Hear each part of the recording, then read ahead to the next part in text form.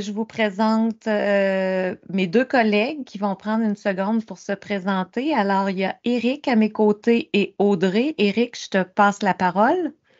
Et bonjour tout le monde, Éric Kiel, enseignant d'art dramatique et aussi répondant art dramatique pour le récit du domaine des arts. Donc, je passe la parole à Audrey. Donc, bonjour, Audrey. Moi, je suis pour les arts plastiques. Donc, je suis enseignante en arts plastiques et en arts visuels et multimédia au récit du domaine des arts. Super, merci beaucoup. Ça fait que si jamais vous avez des questions, puis je suis en train de parler, n'hésitez pas à clavarder. Mes collègues vont s'occuper de répondre si c'est une question par clavardage ou encore lever la main au fur et à mesure qu'on va passer sur les sujets qui pourront vous intéresser.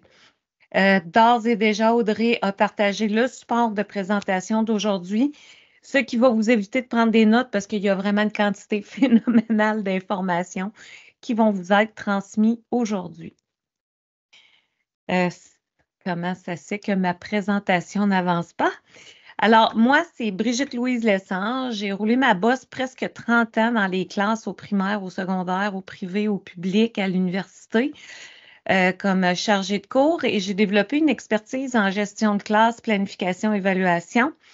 J'avais un petit soft spot, comme on dit en anglais, pour la formation initiale et je suis porteuse du dossier de musique. Et ce qu'on voit aujourd'hui, c'est la quincaillerie dans une classe de musique. Alors, 4 sujets principaux vont retenir notre attention. On va passer une bonne partie de notre temps sur les microphones parce que c'est quand même super important dans une classe de musique. On va parler interface audio. On va faire la distinction entre des claviers et des contrôleurs MIDI. Puis, on va parler aussi brièvement de haut-parleurs parce que normalement, dans votre classe de musique, vous en avez déjà et vous êtes tributaire des choix des autres. Mais éventuellement, si vous avez des options de choisir votre matériel, ben, vous serez aiguillé. Premier volet, les microphones. Alors, tout d'abord, Audrey ou Éric va partager le lien du petit questionnaire qui est sur slido.com. Normalement, le lien devrait apparaître dans le clavardage. Je vous pose la question, pourquoi est-ce que je devrais avoir des microphones dans ma classe de musique? Alors, je vais vous mettre le lien dans le clavardage. Vous pouvez aussi répondre avec votre appareil mobile, donc en numérisant le code QR, vous êtes en mesure d'arriver. Et je vous pose la question, est-ce que j'aurai des microphones pour enregistrer un élève en solo, enregistrer des performances de petits groupes, des prestations en grand groupe, donner mes instructions en consigne vocale plutôt qu'à l'écrit, ou encore enregistrer des balados-diffusions, soit moi ou mes élèves. Audrey et Éric, est-ce que mon Slido fonctionne parce que j'ai aucune interaction? Oui, j'entre à l'intérieur. Ah, voilà! Alors, on vous Ta pose la connexion question. Internet est vraiment mauvaise. Je suis désolée, Brigitte-Louise. Ah, toi, tu es à l'école, hein, c'est ça? Ah, ouais, ça. On a encore l'Internet au gaz propane dans les écoles. Donc, si vous vouliez bien me donner votre avis, pourquoi est-ce que j'aurais besoin de microphone en classe?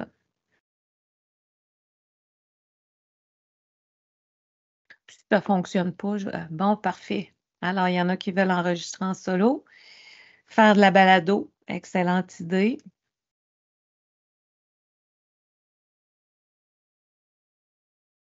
Alors, même s'il n'y a que 2 ou 3 répondants, je vais quand même poursuivre parce que finalement, ce n'est pas le nœud de la présentation de répondre. Il va y avoir 2 autres questions dans la présentation qui vont se faire à travers le même Slido. Alors, pour vous tenir prêt pour la prochaine question. Donc, en effet, pour enregistrer des petites performances ou encore un élève en solo ou encore enregistrer le prof qui donne des consignes à l'oral plutôt qu'à l'écrit, ça va prendre un microphone. Puis comme on va le voir un petit peu plus tard, quand on enregistre une performance en grand groupe, à moins d'avoir un agencement de plusieurs microphones avec une console, il y a moyen, avec des de petites ressources qu'on va voir un petit peu plus loin, d'avoir un enregistrement en grand groupe qui est somme toute de qualité, mais elle ne sera pas faite à travers un microphone comme ceux-là qu'on vous présente. Donc, je vais juste mettre mon curseur un peu plus évident. Oups. Alors ici, on a la légende des microphones et je suis assez persuadée que dans votre école, à quelque part, il y a un Shure SM58. Ces microphones-là, ça fait très longtemps qu'ils existent et ils ont une durabilité à toute épreuve. Alors, avant de vous acheter un microphone, j'ai sauté cette diapo-là parce que j'étais pour vous dire avant de vous acheter un microphone à condensateur qui va être beaucoup plus fragile, considérez l'achat d'un Shure, surtout si vos élèves ont à manipuler ces microphones-là. Donc, les deux grandes catégories de microphones, je recule d'une diapo, c'est le microphone dynamique ou encore à condensateur. De plus en plus, là, on voit à la télévision ou sur Internet des balados-diffusion, puis il y en a qui sont assortis de la vidéo des personnes qui parlent, puis on les voit qui sont équipés de ce type de microphone-là. Alors, c'est des microphones à condensateur. Ils sont utilisés pour avoir une meilleure précision dans l'enregistrement, mais leur gros défaut, c'est qu'ils sont hyper fragiles. C'est un microphone à condensateur, on ne met pas ça dans les mains d'un élève parce qu'en plus, il est plus cher. Le microphone qu'on va mettre dans les mains d'un élève, ça va plutôt être un microphone de type dynamique, le SM58, d'ailleurs que vous avez, comme j'ai dit tantôt, probablement déjà dans votre école. Il va être utilisé pour des sources bruyantes. Ça veut dire que même si vos élèves crient dans ce microphone-là, en réalité, il y a comme des bonnes chances que votre captation sonore soit pas si mauvaise. Sa plus grande qualité, évidemment, c'est sa robustesse. Quand j'ai monté la présentation, j'ai vu des démonstrations de ce microphone-là, puis il roule carrément avec une vanne sur le microphone, puis après ça, ils font un spectacle avec le micro, puis il fonctionne encore. Ça fait que c'est sûr qu'avec vos élèves, ça devrait survivre, puis passer l'épreuve du temps. Vous avez peut-être vu sur vos microphones Phantom Power, donc un microphone dynamique n'en aura pas besoin, alors que vous allez en avoir besoin pour un microphone à condensateur, c'est une alimentation électrique supplémentaire. Donc, pour les microphones dynamiques, je vous ai déjà parlé des SM58. Si vous n'en avez pas de cachés dans un vieux garde-robe de votre école, informez-vous à la personne qui est responsable des entrepôts des commissions scolaires. C'est sûr que vous n'aurez pas besoin de vous acheter ça. Vous allez pouvoir vous équiper juste en fouillant dans le vieux matériel qui a été oublié un peu partout. Si vous faites des enregistrements d'instruments, alors mettons, je ne sais pas moi, un duo de guitare, flûte, clarinette, sax en trio, peu importe, vous aurez vous allez avoir un bon rendement avec un 58, mais le SM57 est vraiment conçu pour l'instrumental. C'est que c'est sûr que vice-versa, l'un peut faire l'autre. Donc, même si le 57 est conçu pour l'instrument, vous allez réussir à faire quelque chose de vocal, mais il n'a pas été pensé pour ça. Donc, si vous êtes dans un milieu où vous faites des prestations en petits groupes et que vous le faites souvent à l'instrument, ça vaut peut-être la peine de considérer l'achat d'un SM57. Puis si vous n'avez pas de ressources, comme c'est malheureusement le cas dans plusieurs écoles, avec un SM58, vous allez être assez polyvalent. Pour les microphones à condensateur, donc celui qui a passé l'épreuve du temps, encore une fois, ça va être le Blue Snowball, qui est relativement abordable, qui va fonctionner, vous le branchez, ça fonctionne et il va avoir une qualité audio performante. Et ce que j'ai présentement ici, c'est le Maono, là, je n'enlèverai pas la bulle protectrice sur le dessus, mais c'est le microphone USB Maono. Encore une fois, un rapport qualité-prix très intéressant. Il y a peut-être le bras qui témoigne que c'est pas un microphone à 1000 $, parce que le bras, malgré tout, il est robuste, mais pas à toute épreuve. Donc, un rapport qualité-prix, somme toute, qui est très acceptable dans un contexte. Là, moi, c'est sûr que j'enseigne en ligne très souvent, donc ça vaut la peine. Il faut voir si vous êtes quelqu'un qui fait des balados-diffusions très souvent. Ça va être quelque chose que vous allez aimer. Et vous aurez aussi la possibilité de l'avoir, mais en version de bureau plutôt que sur un bras. Je ne comprends pas pourquoi ma caméra a disparu. J'essaie de vous montrer ça. Alors, vous pouvez l'avoir en version de bureau. C'est à peu près la même chose. Dans ma situation, dans ma configuration de bureau, ce n'était pas super pratique. Alors, j'ai plutôt opté pour le bras.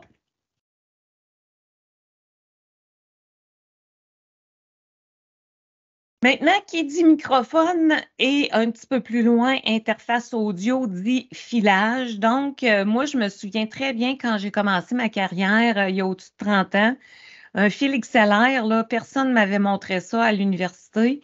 C'est sûr que si j'avais déjà fait des gigs au cégep, j'aurais su ce qu'était un fil XLR, mais ce n'était pas le cas. Ça fait que j'ai appris ça au fur et à mesure.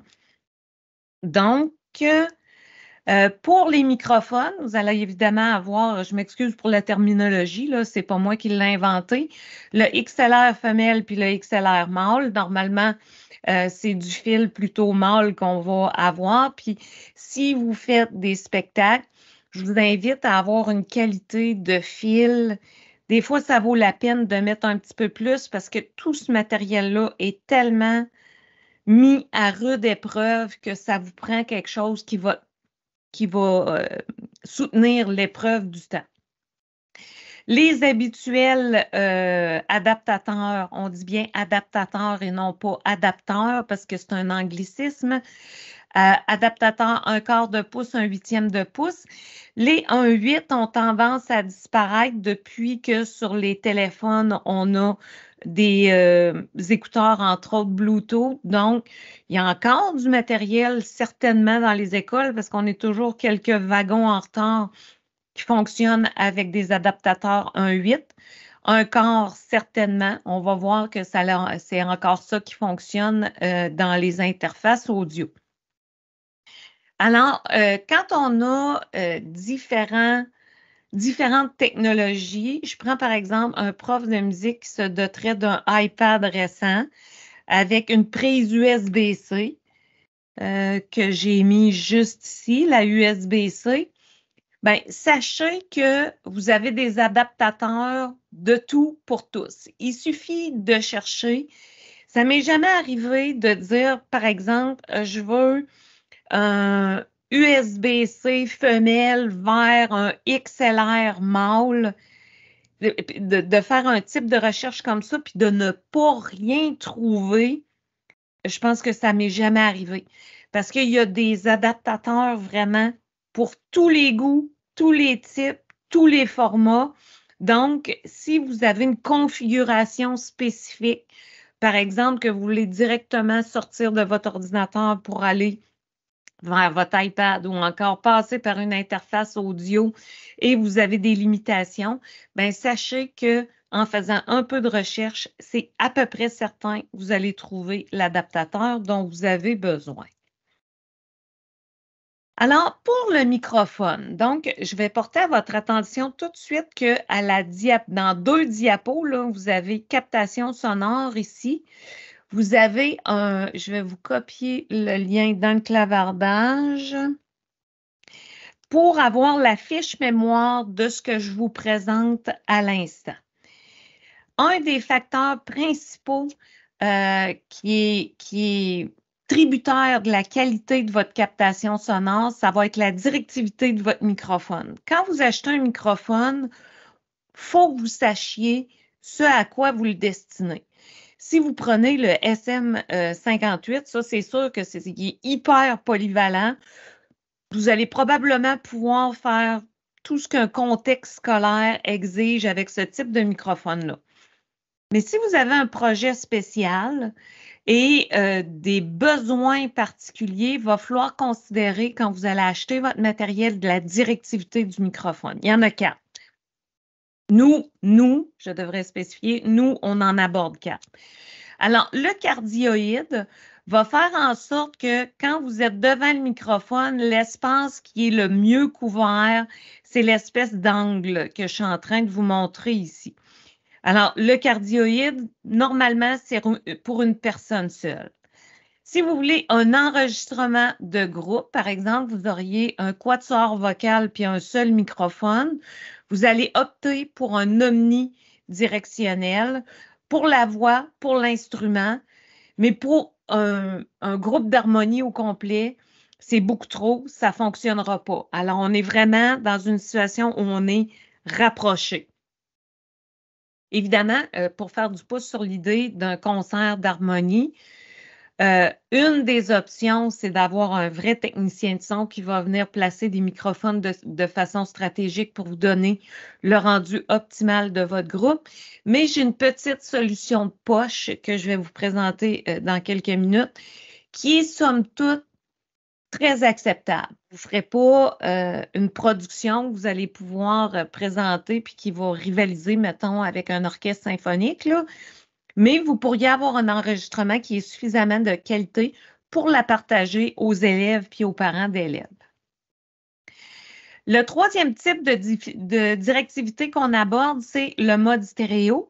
Donc, vraiment, gauche-droite, on veut un effet. Alors, vos élèves seraient, la captation va se faire dans un panneau comme il est illustré ici.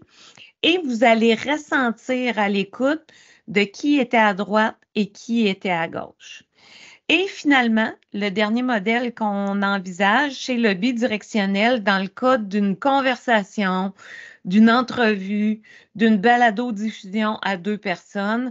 Alors, les espaces maximaux se retrouvent de part et d'autre du microphone. Et à ce moment-là, vous avez une balado-diffusion où on va entendre les 2 protagonistes à la même force. Vous n'hésitez pas à m'interrompre si jamais ça ne va pas. Alors ici, le premier élément qu'il faut considérer lorsqu'on fait de la captation sonore, c'est vraiment de penser à la directivité. Puis dans votre manuel d'instruction, je ne vais pas toucher le microphone que j'utilise parce que je ne veux pas qu'il craque. Il y a parfois qu'on va voir les microphones dans ce sens-là. On va les voir dans ce sens-là, ce qui est à peu près similaire, mais parfois, on va utiliser un microphone dans ce sens-là, alors qu'en réalité, c'est dans ce sens-là avec la directivité, avec le logo du microphone. Dans le manuel d'instruction, la directivité optimale, vous allez la trouver. Et comme il diffère d'un modèle à l'autre, c'est bon de consulter le manuel d'instruction. Alors, 5 étapes avant de s'enregistrer. On va ajuster le gain pour pas que ça distorsionne. Si le gain est trop élevé, le son, en anglais, on dit que ça clip, mais c'est-à-dire que l'onde sonore est coupée des 2 extrémités, puis on va entendre probablement gricher. Donc, en ajustant le gain en entrée, on va éviter ce défaut de son-là. On s'ajuste en fonction de la directivité, ce qu'on vient de voir. Si vous vous enregistrez et que vous ne voulez pas de retour de son, ça va être important de vous enregistrer avec un casque d'écoute. Par exemple, je fais chanter des élèves.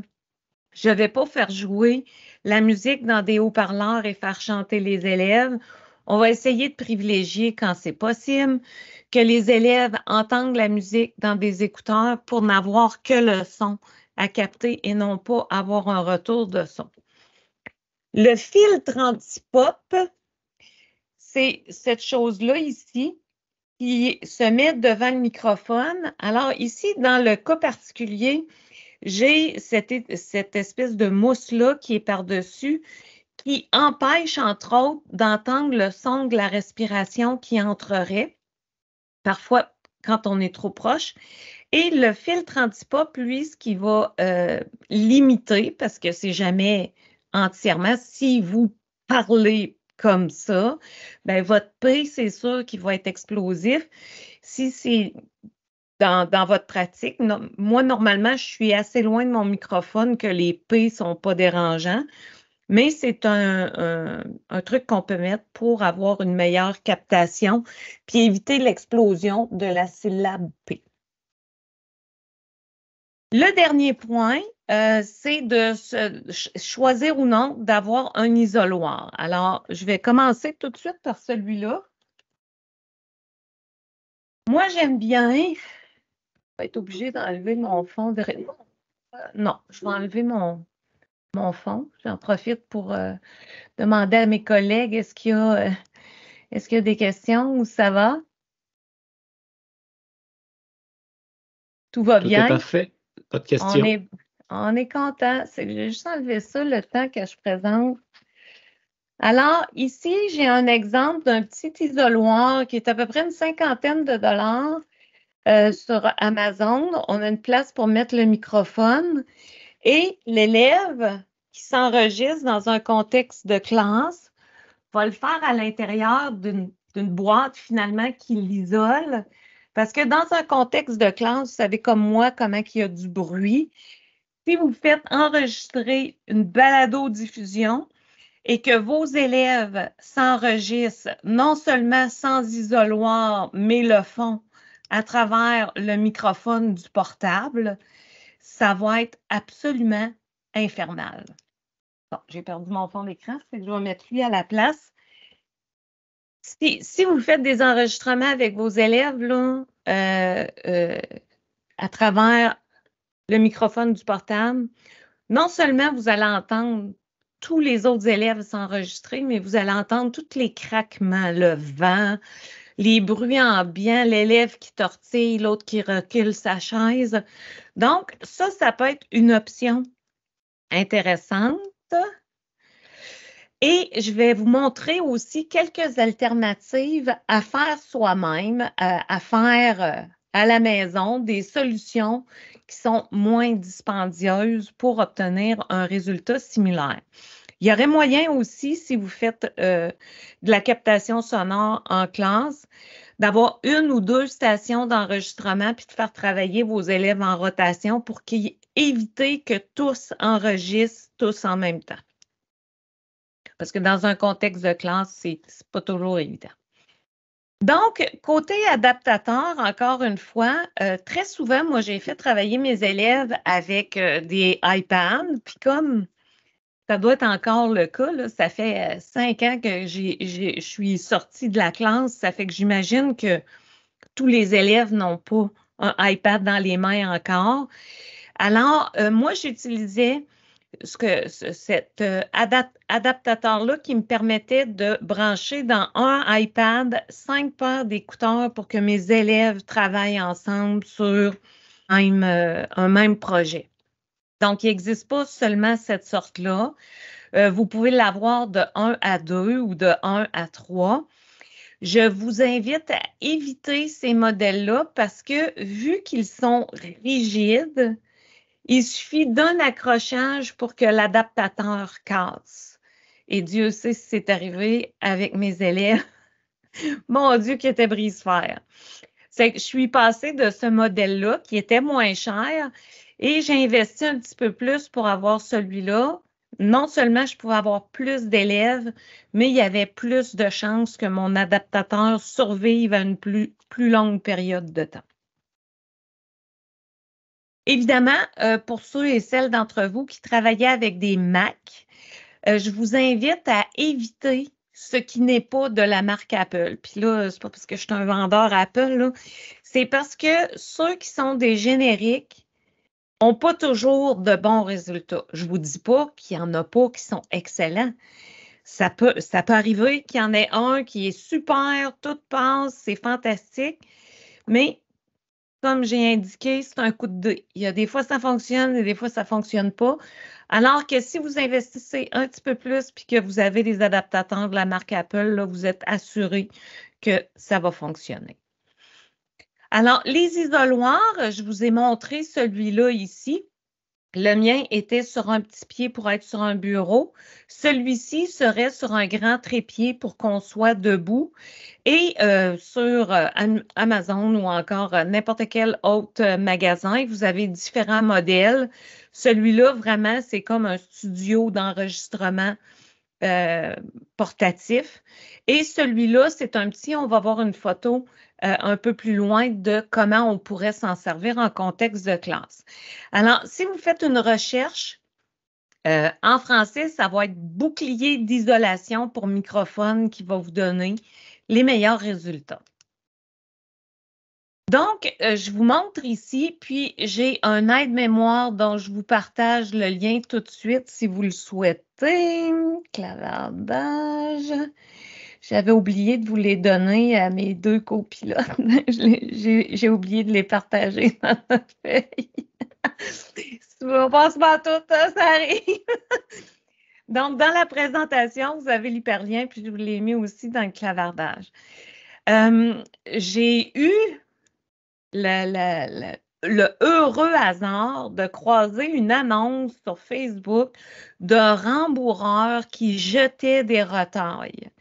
C'est que je suis allée les chercher, je les ai mis dans une boîte de carton et j'ai obtenu exactement le même résultat que cette personne-ci qui a pris un bac, qui a mis du feutre à l'intérieur. Dans son cas, il enregistre avec le microphone du portable, puis son résultat doit quand même être pas super parce que son portable est vraiment dans un environnement fermé. Et comme il a choisi cette personne-là de filmer aussi l'élève, il a rajouté une petite lampe. Alors, des solutions maison, quand on n'a pas les ressources financières pour équiper notre école, on fait aller, j'imagine que vous faites aller votre imagination amplement. Donc, je voulais vous partager ces exemples-là de, en anglais, on dit DIY, là, do it yourself. Alors, fais-le toi-même. Et je vous ai mis aussi l'exemple parce que moi, en tout cas, chez nous, ça devait juste être mes élèves qui étaient comme ça, là. Il y avait tout le temps un élève qui finissait par casser un lutrin. Puis, je me résignais pas à mettre les pieds aux poubelles. Et c'était une bonne chose parce qu'avec un vieux cartable, un peu de bourrure collée dans le cartable, je mettais ça sur mon pied brisé de lutrin et j'avais à ce moment-là une espèce d'isoloir avec quand même une efficacité. C'est sûr que c'était pas comme une boîte toute fermée, mais j'avais quand même une captation sonore qui était meilleure que si j'avais soit rien eu ou encore, c'est ça, quand on n'a pas les moyens d'acheter le vrai outil, ben, ça peut donner des idées. Alors, je vous avais dit que je vous parlerais d'une solution pour enregistrer en grand groupe. La voici. Alors, le H4n Pro, c'est un outil qui tient dans la main, qui est comme, ben, pour ceux-là qui sont plus de mon âge, là, on avait des dictaphones. Là. Je sais que ça fait belle lurette de ça, les gens ne comprendront pas. Mais cet outil-là, ce qui est intéressant, c'est la captation sonore qu'on peut faire ici parce que les capteurs sont quand même de bonne qualité. C'est sûr que c'est un outil qui est assez cher, mais ça va vous permettre de faire, par exemple, l'enregistrement d'un concert, l'enregistrement d'une prestation en classe qui est quand même super efficace. C'est sûr que vous allez pouvoir faire des projets plus petits comme de la balado-diffusion ou enregistrer vos consignes à l'oral plutôt qu'à l'écrit. Mais avec un outil comme celui-là, là, vous pourriez aller vers un plus grand groupe d'élèves pour avoir une captation, somme toute, d'assez bonne qualité. Voilà. Alors, autour de 300, c'est tous des approximatifs, les prix, parce que ça change quand même assez vite. On va entreprendre maintenant le volet interface audio. Je ne vois pas de questions, ça fait qu'il faut croire que ça va bien. Je vous invite à retourner sur le Slido. Je peux peut-être vous remettre les coordonnées. Parfait. Puis le numéro. Et je vous demande pourquoi j'aurais besoin d'une interface audio en classe de musique. Ça va me permettre de prendre une petite gorgée d'eau. Alors, il n'y a pas personne. Oui, une personne qui est en train de taper. Pourquoi est-ce que j'ai besoin d'interface audio dans une classe de musique? Oui, OK. Oui, en fait, oui, pour enregistrer. C'est portable? Non, parce qu'on va devoir le brancher à notre ordi, mais si notre ordi est un portable, oui, on va dire à Léonard, oui, c'est un bon point, c'est portable. Oui, exactement, exactement, vous avez raison. Alors, en fait, je vais poursuivre de ce pas. À l'époque, encore là, ça traduit mon âge, on avait des cartes de son. Comme ici à gauche, de plus ou moins bonne qualité. Dans les ordinateurs qu'on avait dans l'école, je peux vous dire que la qualité des cartes de son, on va dire ça poliment comme ça, c'était pas une priorité. C'est interne à l'ordinateur, alors que l'interface audio, comme Léonard l'a dit, on peut le transporter. Alors, comme il est externe à l'ordinateur, on va pouvoir le promener si vous êtes pris pour faire de l'itinérance dans vos classes de musique, vous allez pouvoir l'amener avec vous. La carte de son, habituellement, elle est de piètre qualité, tandis que si vous prenez une interface audio, non seulement vous allez avoir plus d'options pour brancher, comme on voit ici, là, ça serait pour brancher 2 entrées de microphone ou encore 2 guitares, parce que cette prise-là qui est ici est compatible avec un fil XLR mâle, mais aussi avec un adaptateur 1/4 de pouce. Et il y en a qui sont munis de prises USB, de prises USB-C. Alors, plus on augmente le prix, plus on va avoir de fonctionnalités. Puis dans le cas du M-Audio qu'il y a ici, là, il y a différents boutons pour ajuster les intensités. Une carte de son aura peu de fonctionnalités, tandis que, comme je viens de le mentionner, votre interface audio, quant à elle, elle va en avoir selon le prix que vous allez mettre. Ça va se connecter habituellement avec un fil USB. Il n'y a pas d'alimentation fantôme. On a vu ça dans nos microphones tantôt pour une carte de son.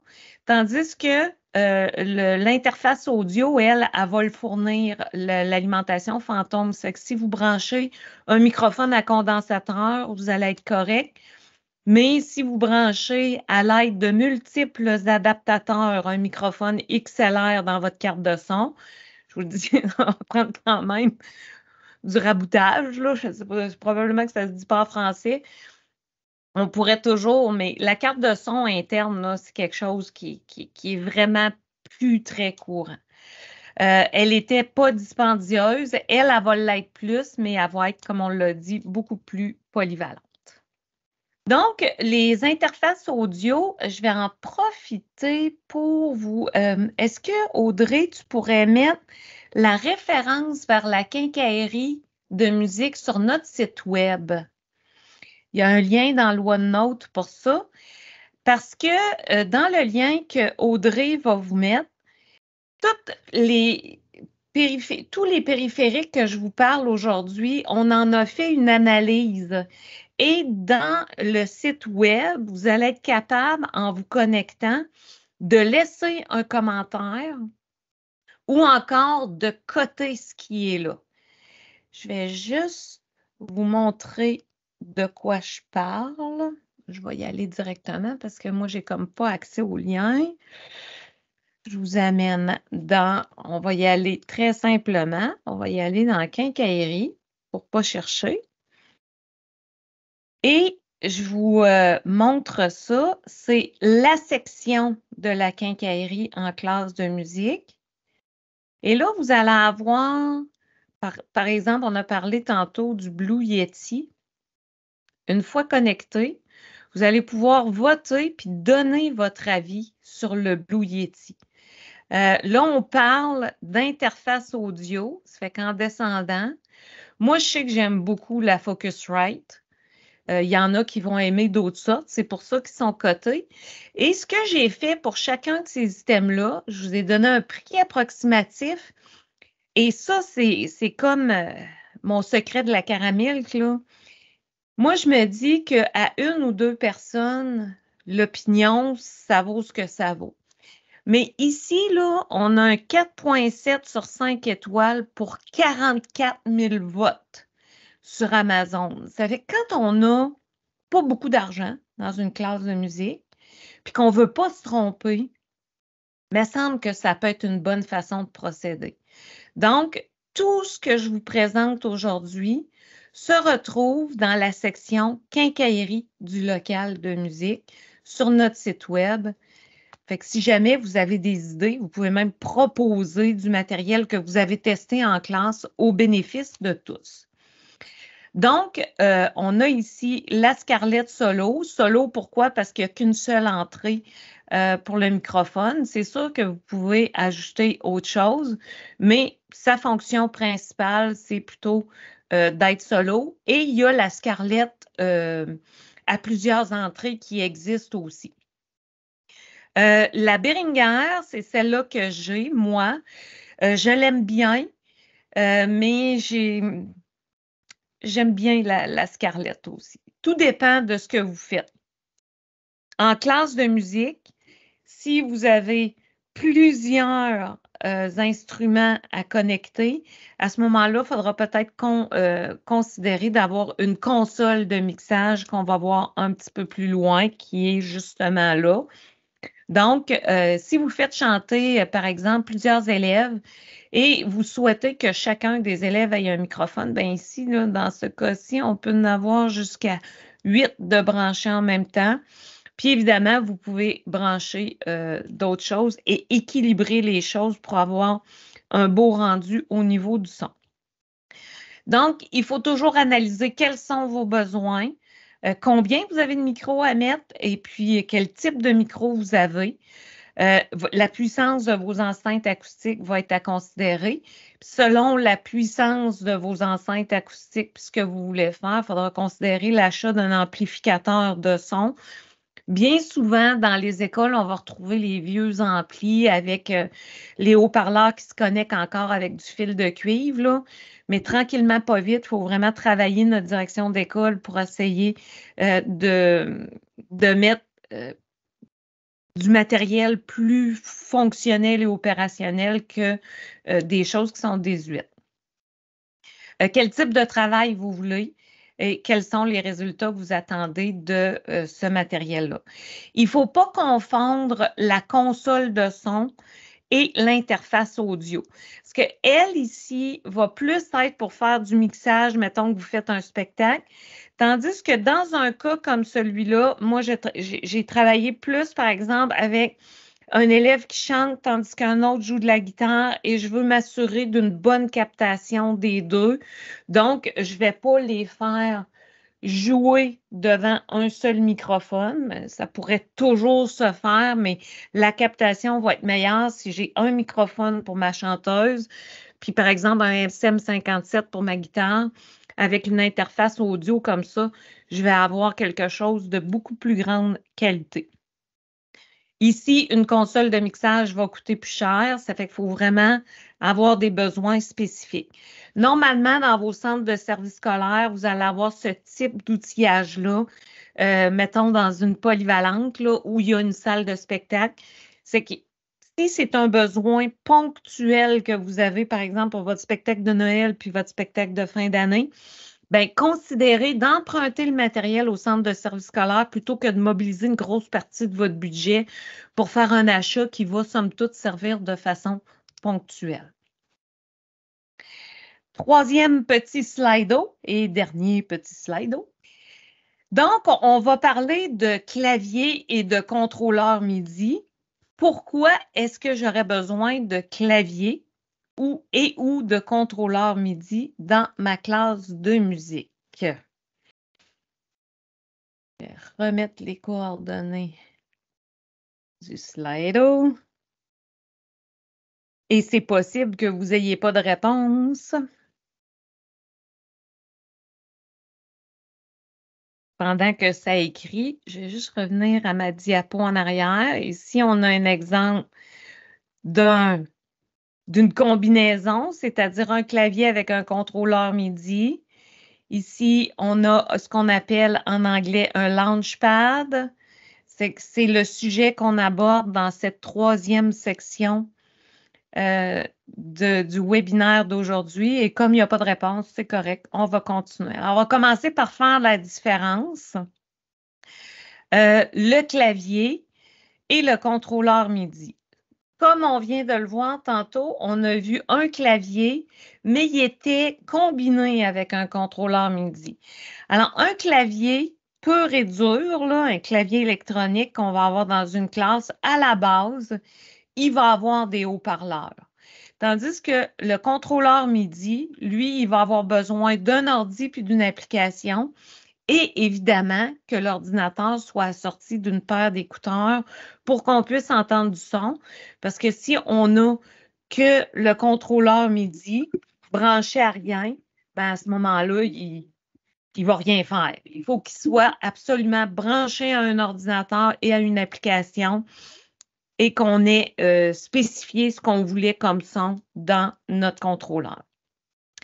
Le clavier va potentiellement avoir déjà une bibliothèque de son intégrée et le contrôleur, lui, il n'aura rien d'intégré. Il va falloir, via l'application, lui fournir une bibliothèque de son. C'est que dans ce petit truc-là, qui à la base n'a pas de son, ben, je vais pouvoir mettre une batterie, je vais pouvoir mettre un clavier, une basse, un synthétiseur, synthétiser les voix MIDI à travers cet outil-là. Les claviers vont avoir différentes largeurs de touches et différentes quantités de touches.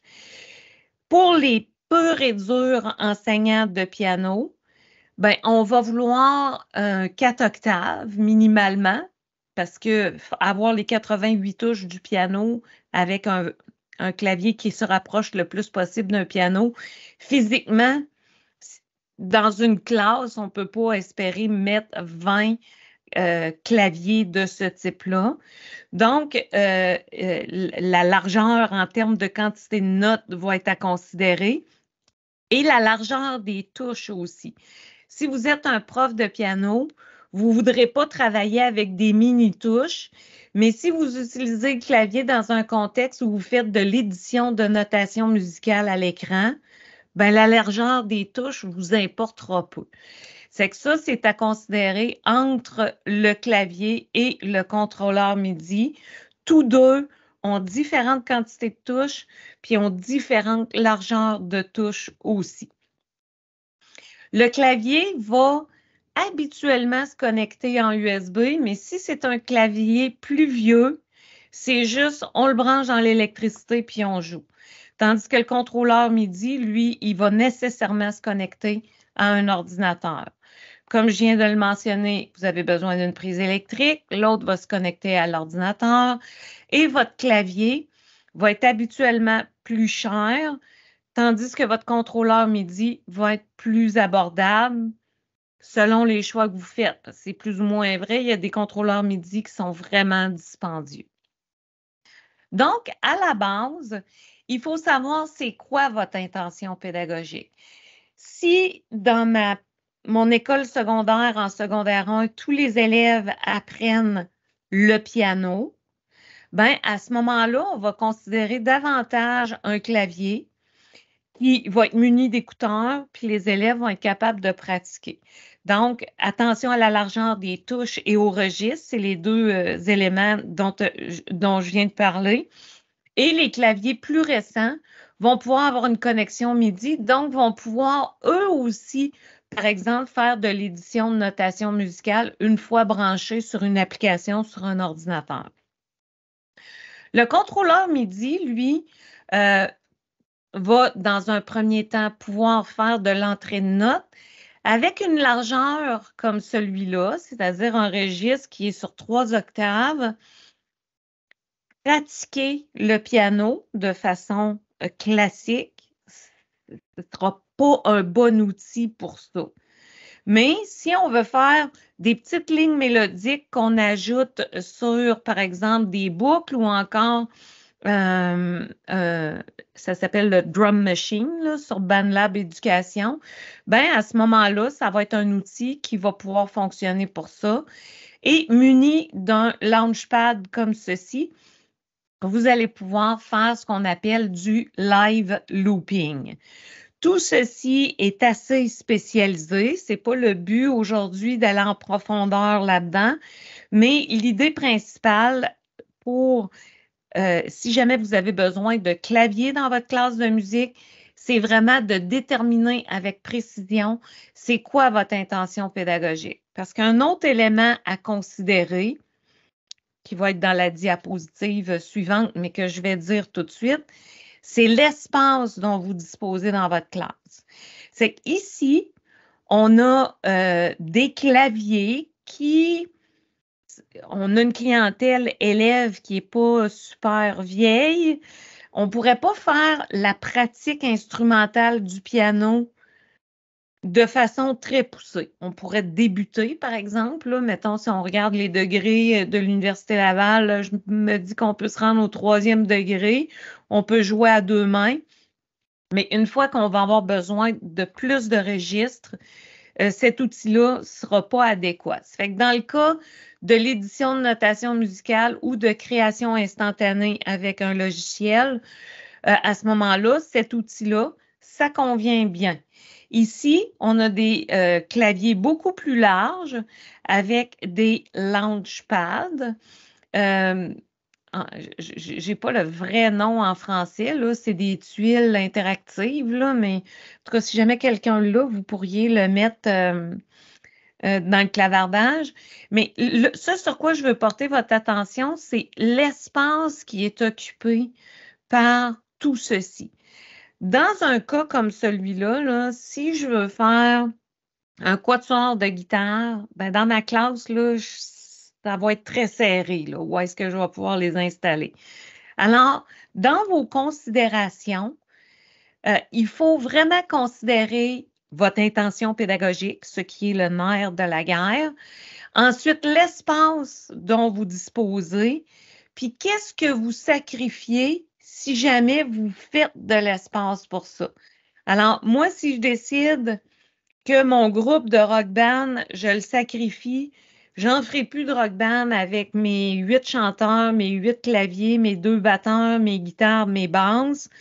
Je mets des tables, puis je mets des claviers avec des ordis, des portables, puis on fait du live looping, mettons, avec Ableton.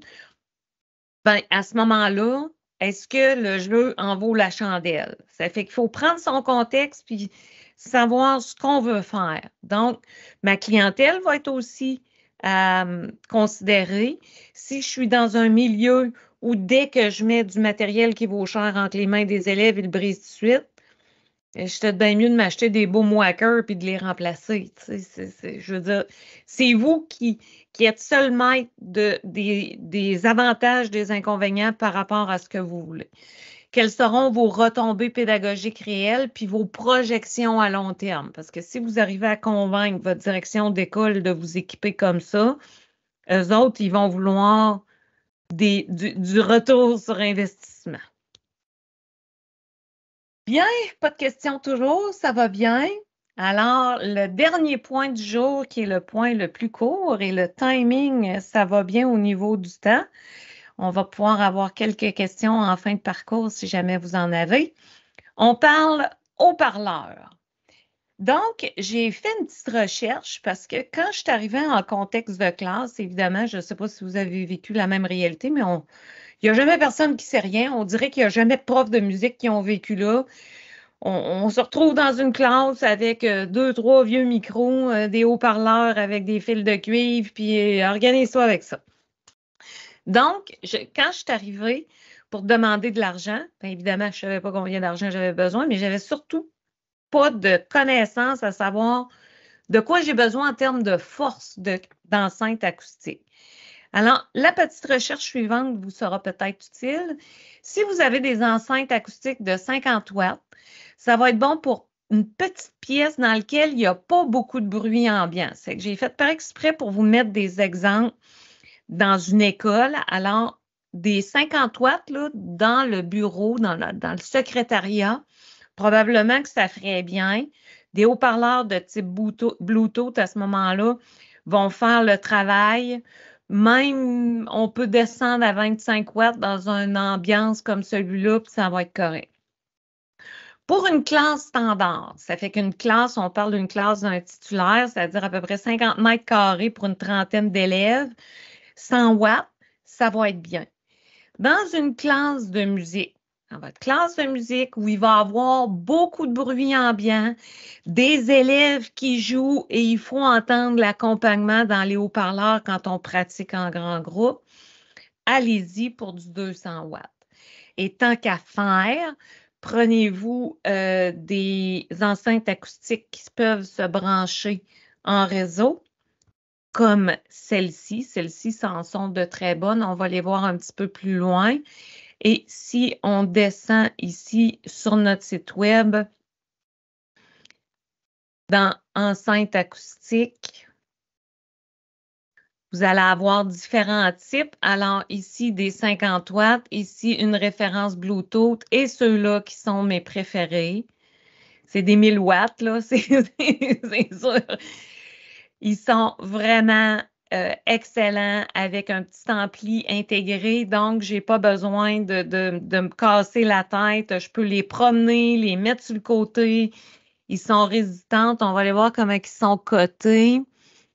4.3, il n'y avait que 48 votes, autour de 550. Mais à ce moment-là, si des 1000 watts, ça ne répond pas à votre besoin, allez-y, tapez ce dont vous auriez besoin.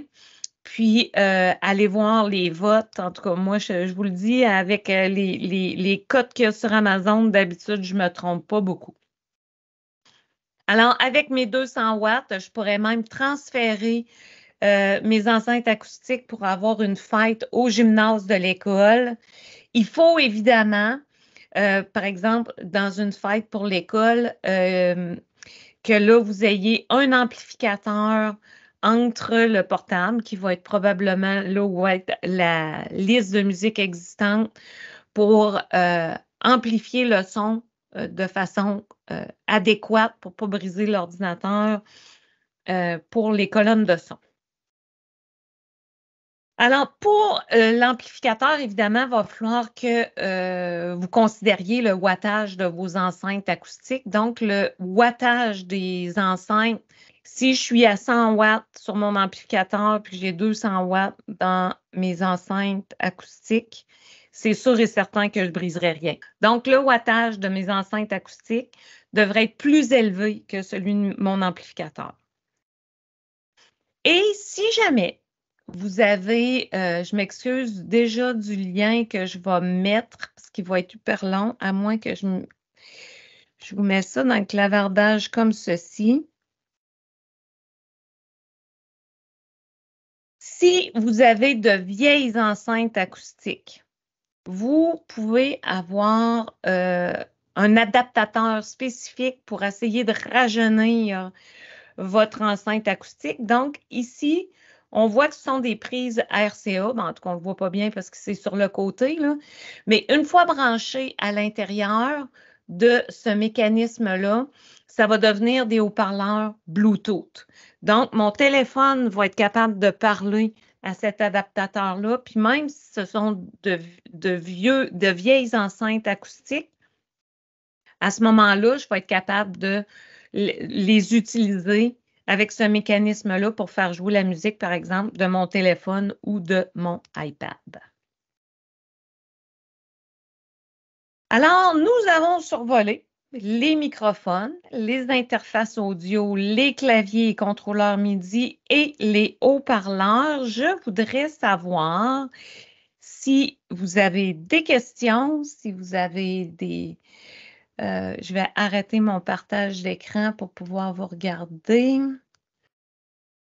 Vous pouvez ouvrir caméra et microphone, dire si ça vous a été utile, si vous avez des questions et je vais en profiter pour vous mettre mon adresse courriel si vous avez des questions.